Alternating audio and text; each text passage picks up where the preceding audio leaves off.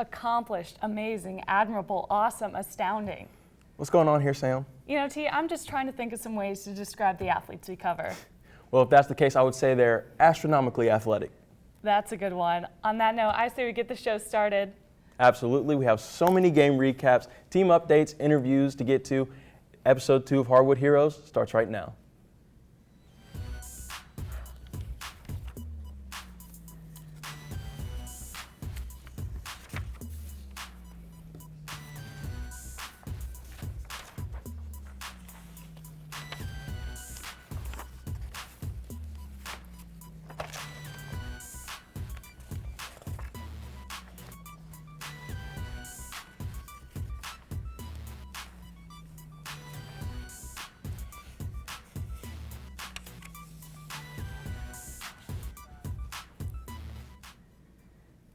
Welcome back. I'm your host, Sam Wiesnath, here with my fantastic co-host, T. Willis, and we have a ton of high school basketball to get to. Absolutely. I gotta say, it's great to be back and get episode 2 started.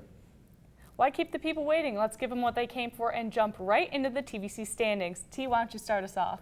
I'll start with the guys in the Ohio. A big change as Athens now holds the top spot after a crucial win over Alexander. Those two teams swap spots in the standings. There haven't been any other major changes, though, as Vinton County and Meigs remain the third and fourth best teams, while Wellston, River Valley, and Nelsonville-York round out the rest of the league. Now over to the girls in the Ohio. Things are looking pretty similar to last week. However, the Nelsonville-York Lady Buckeyes are at the top of the league, with the Vinton County Lady Vikings close behind. Their matchup next week is crucial in finding out who will take the conference. The Lady Buckeyes now in second with Alexander, not far behind, and Athens and River Valley come in at 4 and 5, while Meigs and Wellston make up the final 2 spots in the Ohio. Now let's take a look at the boys' standings in the Hocking Conference. Federal Hocking is still on top after adding 2 more wins to its record. The Trimble Tomcats are just behind in second place with another win this week over Belpre. At 3 and 4, we have the Belpre Golden Eagles and the Southern Tornadoes, followed by South Galley and Waterford at 5th and 6th. And rounding out the conference standings are Eastern Miller and the Wahama White Falcons. For the girls, once again, we have Trimble, Waterford, and Belpre as the top 3 teams in the league. Following them are Wahama and Federal Hocking at 4 and 5, while Eastern and Miller are tied for the 6th and 7th spots, which leaves South Galley and Southern to round out our Hocking girls standings.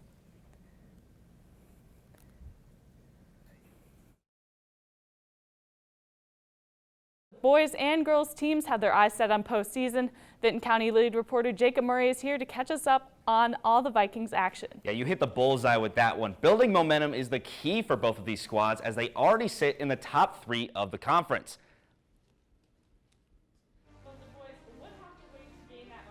Yeah, some people might be getting sick of their basketball season, but River Valley took it a little personally. What was called a widespread sickness in the area forced the Raiders and Vikings game on Friday to be canceled. The game has been rescheduled to Saturday, February 1st, so the boys will have to wait to build that momentum.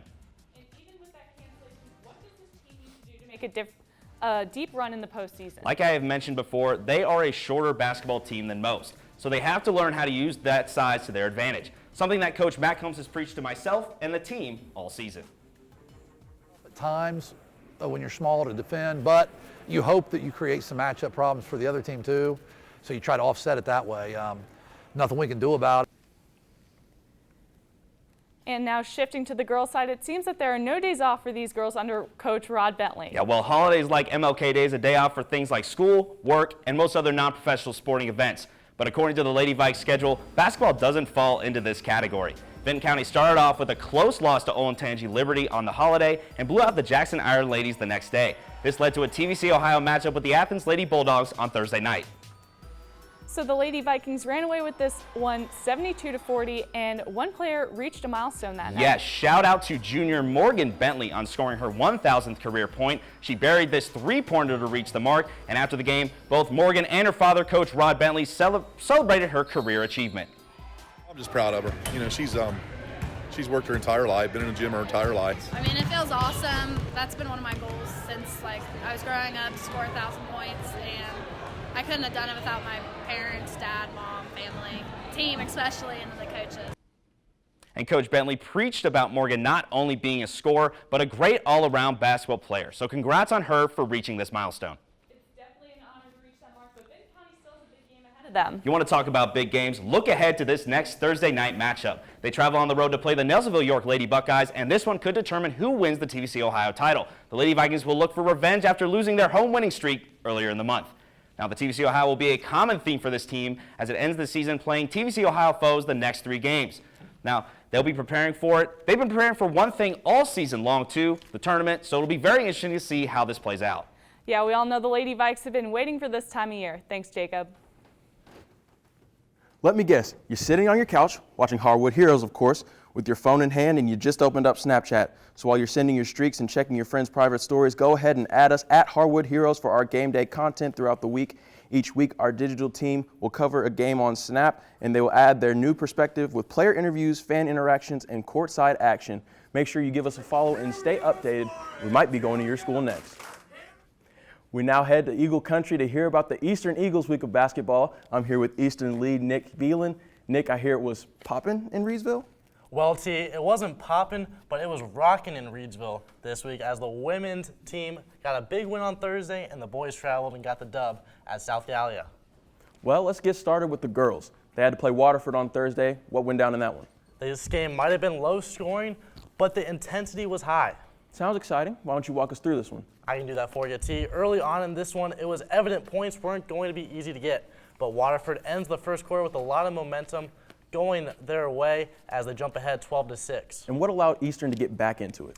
Eastern just kept playing their style of basketball. The key for them was that they didn't allow themselves to give up early. The Lady Eagles battled back slowly and was able to take a 2-point lead into halftime.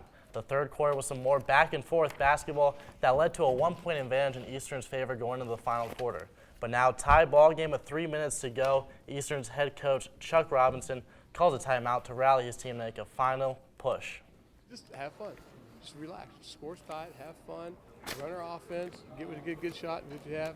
Jamie got she turned down an easy shot and then she got fouled and got the foul line. She made 4 out of 5 free throws. So, as Coach just mentioned, free throws came up big for Eastern late as Jamie Basham got to the free throw line, hit 4 free throws with under a minute left to put the Lady Eagles over the Lady Wildcats 28-24.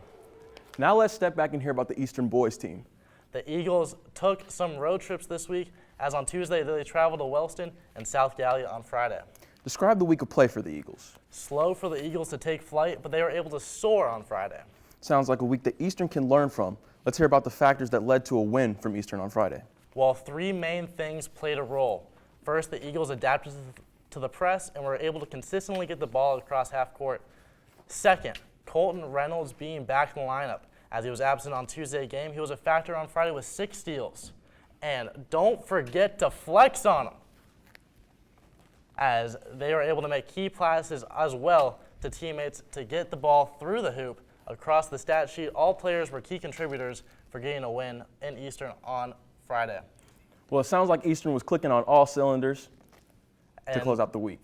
And T, it's now time for the teams to be playing their best. Season's almost over. Playoffs are right around the corner. I like what's cooking in Reedsville right now. Thanks for the update, Nick. The Alexander Spartans basketball squads had a TVC-filled week with matchups. Alexander lead reporter Claire Geary has some details from this week. Thanks, Sam. The girls broke a losing streak against Meigs, and the boys were so close yet so far versus Athens. Let's take a closer look at what happened. The Lady Spartans were ready for a comeback Thursday night after some tough losses earlier in the week. Jaden Mace led the fight in Pomeroy with scripted plays like this one and had 22 points and 5 rebounds. Other highlights for the team include Marley Grinstead, who put up 21 points and kept the ball moving. Plus, strong defense kept the Lady Marauders from closing the gap. It resulted in a recipe for success with a final score of 54-43. Let's check out what Coach Grinstead had to say about the win Thursday The night. biggest positive is we've just lost 4 in a row. So that's the biggest positive. Getting a win was huge for us tonight. Defensively, I thought at times we played really well. We boxed out really well. Well, it sounds like the girls got a chance to take a breather after a tough stretch of games. What about the boys? It was a week of redemption and disappointment for the Alexander basketball squads. The McAfee Gymnasium was roaring and loud with student sections screaming and fans from either side, which set the scene for the match between the Spartans and the Bulldogs Friday night. Alexander put the first points up on the board thanks to Kyler DiAugustino, but that little momentum at the beginning slowed down. Shots were not dropping, and the rock was stolen during the second quarter, leaving the Spartans down by 6 at the half. Then the boys picked up their momentum during the third quarter, but an unfortunate series of events led to the injury of J.K. Kearns. It fueled the bench to step up. It was down to the wire in the end with back-to-back shots and a 2-point gap, but the Spartans couldn't close it up, and Athens ended up winning with a final score of 61-57. That was an action-packed game. Can you break down the details?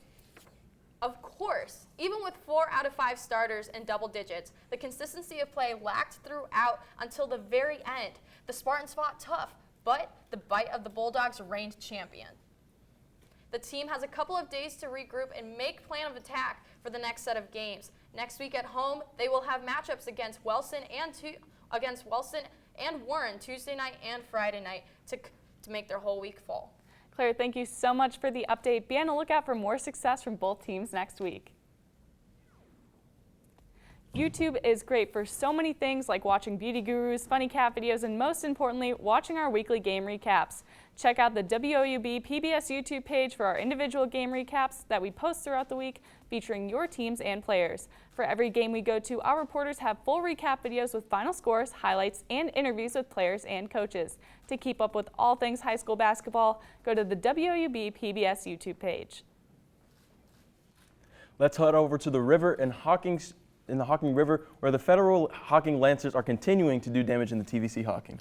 Damage, demolish, whatever word you want to use, the federal Hocking Lancers are doing it. Now, as I said in last week's episode, the Lancers are on a roll, and they don't appear to be slowing down anytime soon. Although Federal Hocking sustained another loss this time against Wellston last Saturday, they bounced back with huge wins over Belpre and Miller this week. Both of those wins being huge blowouts, 72-43 over the Eagles and 70-45 over the Falcons. Hunter Smith was the offensive man of the game against Belpre as he totaled 23 points and went a perfect 10 for 10 from the charities tray. And on the defensive end, Elijah Lucas looked like Kawhi Leonard.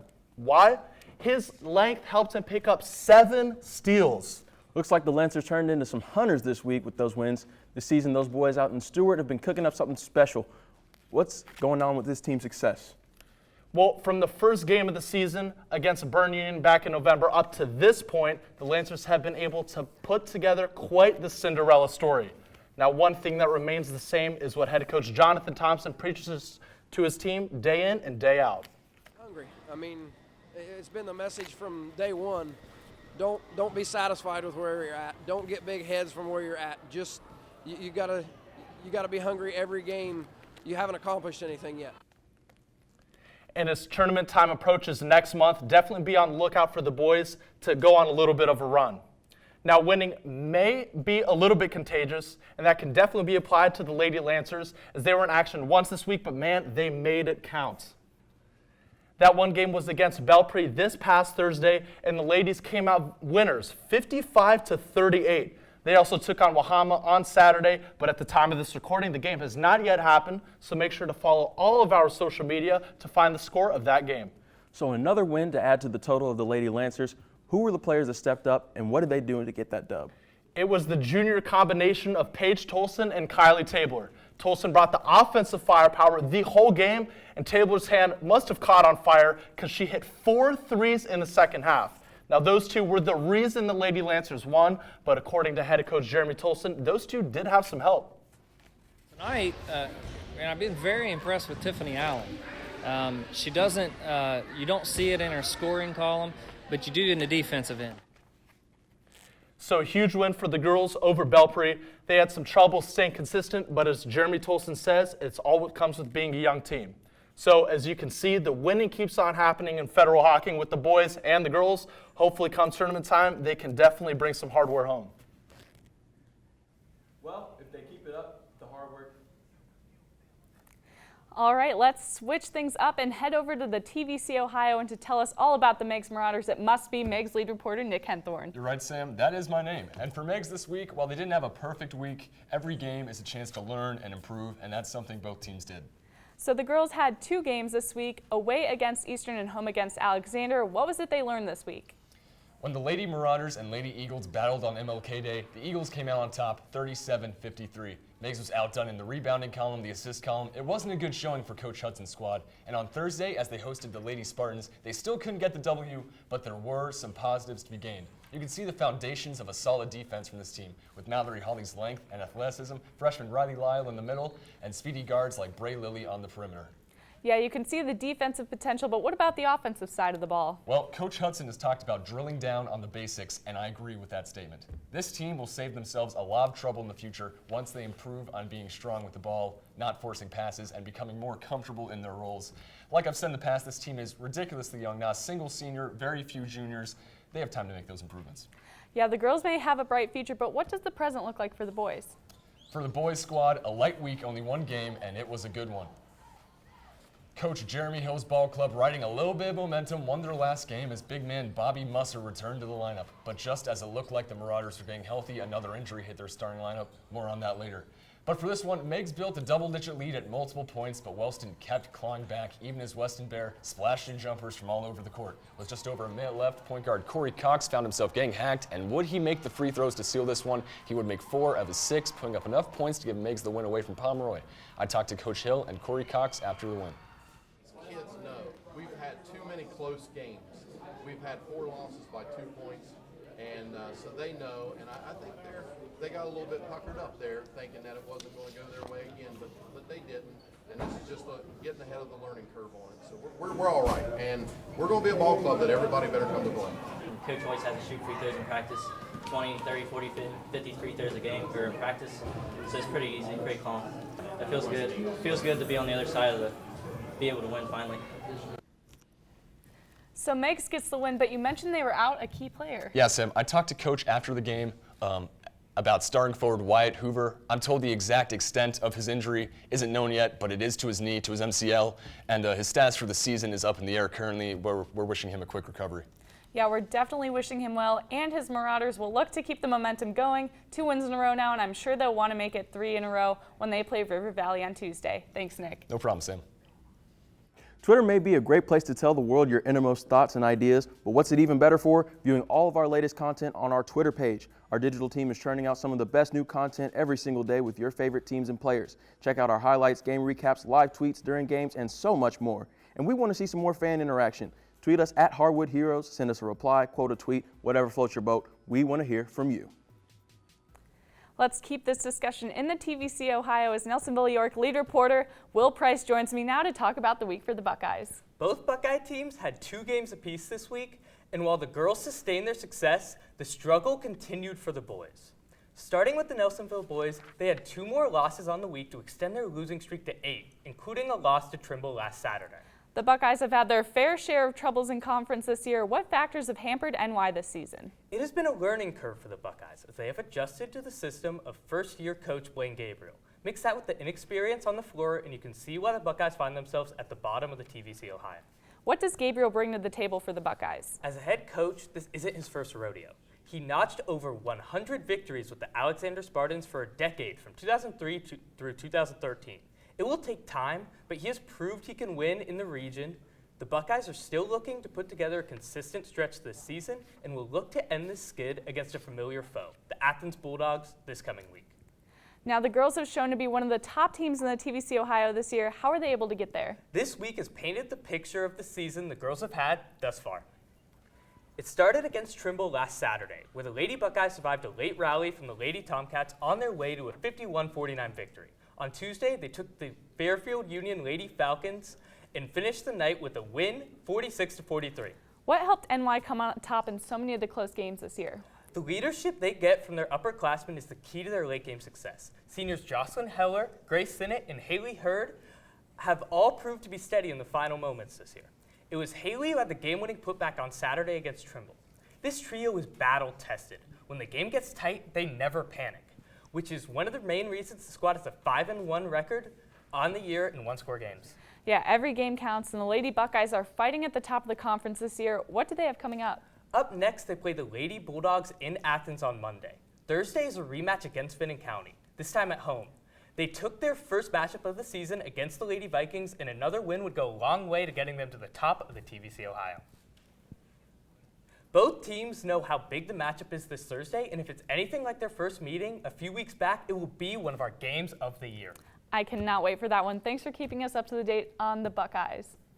Now our reporters know how to work a camera, but we don't show enough love to our writers. Go ahead and support local journalism and visit our website, woub.org/heroes, the source for all of our written content from TVC games throughout the week. So if you miss any action, we've got you covered, woub.org/heroes. Now to the top dogs in the Hocking standings, or should I say the top cats. I'm joined by Trimble lead reporter Zach Paquette. And Zach, the Lady Tomcats were in the driver's seat to start the week, but how did they get there? After 2 losses last week, the Lady Tomcats were looking to send a message, and I'm pretty sure the TVC Hocking received it. On Wednesday, the Lady Tomcats played host to the Panthers of New Lexington and came out on top 60-42. Reigning Hero of the Week, Jane Six, led the way with 21 points, and Emily Young was right behind her with 17. Not even 24 hours later, they hit the road to Crown City to take on the Lady Rebels of South Gallia. And with the tight standings, every conference game is a must-win. For sure, and did the Tomcats come out sloppy for their back-to-back? Not the slightest. The Lady Tomcats came out and put their best foot forward and outscored the Lady Rebels 17-4 in the second quarter. The Lady Tomcats kept their foot on the gas and came out on top 58-34. Coach Richards talked after the game and is pleased with how his team is playing right now, but they're nowhere near finished. We just talked about it actually yesterday and today, going into today. You know, we're getting to the end of the season. Obviously, we're fighting for a league championship, but at the same time, we also want to be hitting on all cylinders come tournament time because the draw's going to be coming up soon. We'll find out where we're playing and stuff like that. So we want to be playing our best basketball towards the end of the season. Well, it sounds like the girls are in mid-season form, but how are the boys doing? Heading into the week, the Tomcats were 12-2 and winners of their last 3. The highlight of their week came on Friday as they traveled to Belpre. And Sam, these teams do not like each other. Yeah, this game is very one-sided in their first matchup. Was the rematch the same way? Actually, Sam, this game was very close from the start. Trimble only led by 6 at the half, but the halftime adjustments propelled the Tomcats to the 64-42 victory. During a large portion of the game, the Tomcats were able to slow down the pace and control the possession. They took quality shots and made them count. Trimble has many weapons on the offensive side of the ball. Who did they pull out of their arsenal on Friday? Friday night was the Blake Guffey show.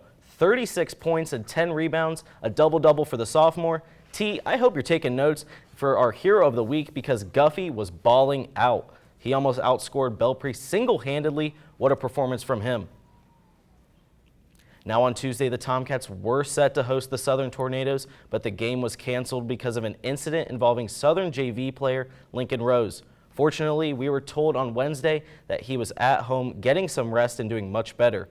We at Hardwood Heroes wish you the speediest of recoveries, Lincoln.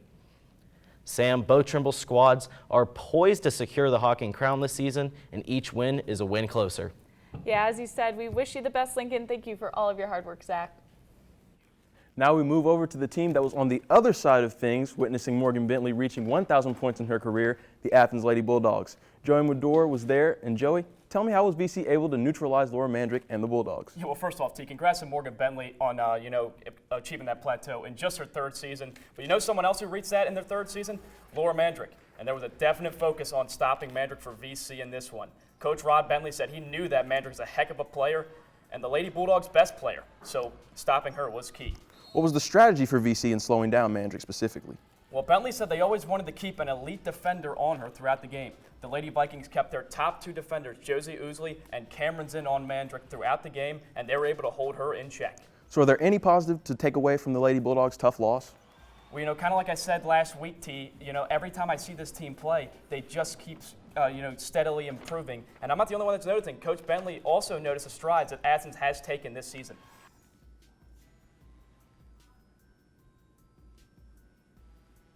And I think Athens is getting better. I think they're a team that's going to rise, and they're going to be good soon. Now the Athens boys had a couple big games this week, and you got to see them both. Yeah, it was a heartbreaking loss straight out the week for the Bulldogs. They lost at the buzzer against Marietta, but as we heard earlier this week from Claire, they had a huge matchup with a team at the top of the standings from right down the road, the Alexander Spartans. Now, as Claire told us earlier, Athens was able to pull off the victory after losing to Alexander 50-42 the last time these teams faced each other. How did they end up slowing down Caleb Terry? Considering they held one of the best players in our coverage to just 11 points, I'd say mission accomplished. Isaiah Butcher was on Terry the entire game, and Athens head coach Mickey Kozart said it was the best defensive game Butcher played all season. We know they have a really deep roster this year, and any given night someone can step up for them.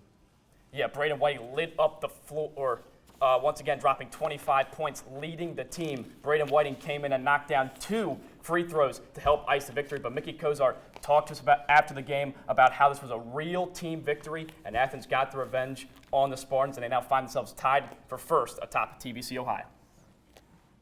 The Bulldogs now control their own destiny in the conference, so it should be interesting to follow this team coming down the stretch this season. For sure. They're looking for their second straight TVC Ohio Conference title, and we'll be definitely keeping an eye on them. Thanks for all your hard work, Joey.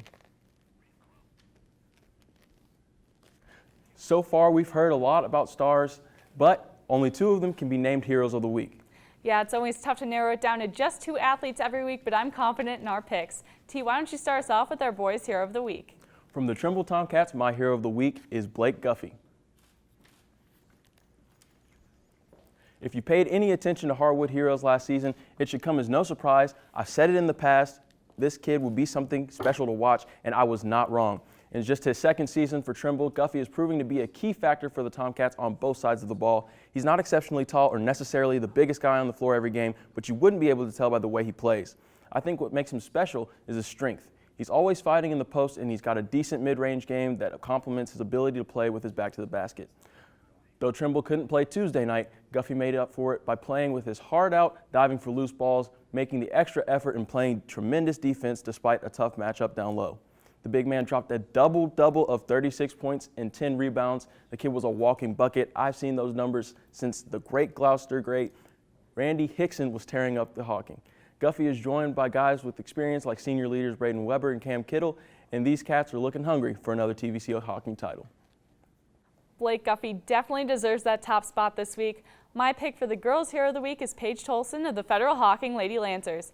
In this week's matchup against the Belpre Lady Golden Eagles, Tolson put up 26 to the Lady Lancers' 55 points. Her ability to hit free throws toward the end of the game as well as three-pointers helped seal the deal for the Lady Lancers. Head coach Jeremy Tolson said, "At the end of the game, I thought I had a weapon to use in Paige. We hit our free throws when it counted." Her talent goes beyond this week. Last week, Tolson played a huge role in taking down the Trimble Lady Tomcats. The Lady Lancers are responsible for Trimble's only conference loss so far this season. In this matchup, Tolson put up 25 points and had 12 rebounds. Keep in mind, she is one of the shortest players on the team, and she is a leader in rebounds. She can easily elude defenders and draws a lot of attention from her opponents, allowing her teammates to save some space on the court. That's why Paige Tolson is my Girls' Hero of the Week. She definitely plays a huge role on that Lady Lancer team. I'm excited to keep an eye on them. Yeah, plus she was on our All Futures team last year, and she's only getting better. Well, as Michael Jordan once said, there is no such thing as a perfect basketball player, and I don't believe there's only one greatest player either, but I think our Heroes of the Week come pretty close. Yeah, I'll have to agree with you on that one. We still have plenty of coverage left and some of the best competitors in the TVC. I'm Sam Wiesneth alongside T. Willis, and we're reminding you to be heroic.